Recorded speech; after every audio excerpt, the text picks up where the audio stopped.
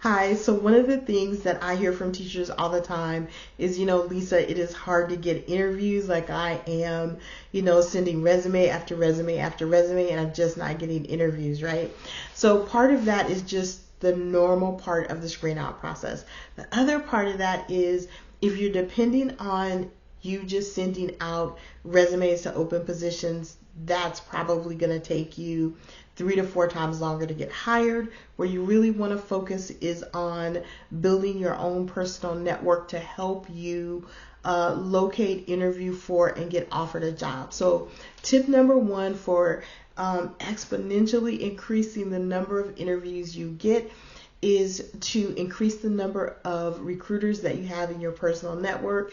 You should have a minimum of 10 to 15 recruiters who hire for the type of work that you want to do in your network. And it is as simple as doing a search, finding those recruiters, and just sending them a message that says, "Hi, my name is Lisa Carter. I am a, instructional designer.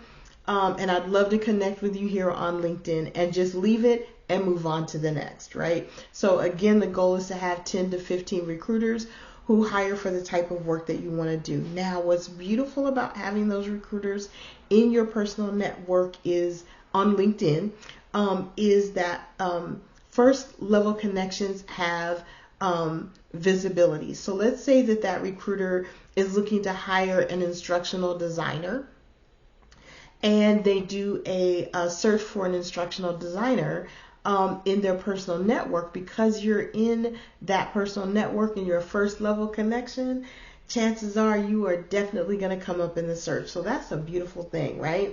So that in itself is going to improve your chances of getting invited to interview. The other thing that's beautiful about having 10 to 15 recruiters in your network is that you can make it a weekly habit to go to their profile, look at what they're posting, and just look there to see if they are looking to hire for your position.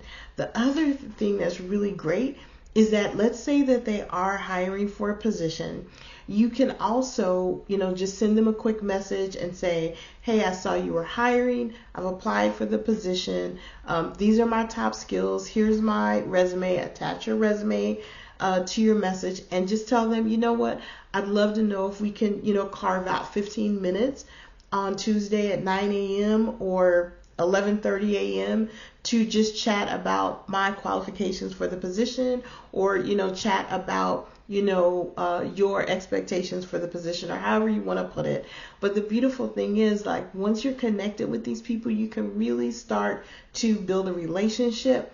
The last thing that I want to share with you is, when it comes to building relationships and connections, so that you can always have the opportunity to, be the first to get offered for the interview, is sometimes it's not, it's going to be you asking for the help. But then there are other times when that recruiter is going to be looking to hire for a position that's not for you, but perhaps somebody. So then it's your opportunity to then reach out to the recruiter and say, "Hey, I know you're recruiting for this position. I know somebody I'm going to refer to the position," or, "Here's the number and name of somebody who I think would be a really great fit."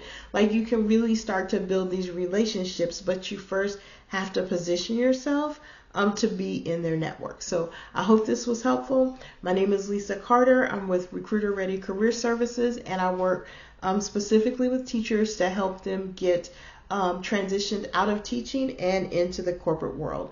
So I'm going to go ahead and close out this video, and I will see you with tip number 2 in the next video. Thanks.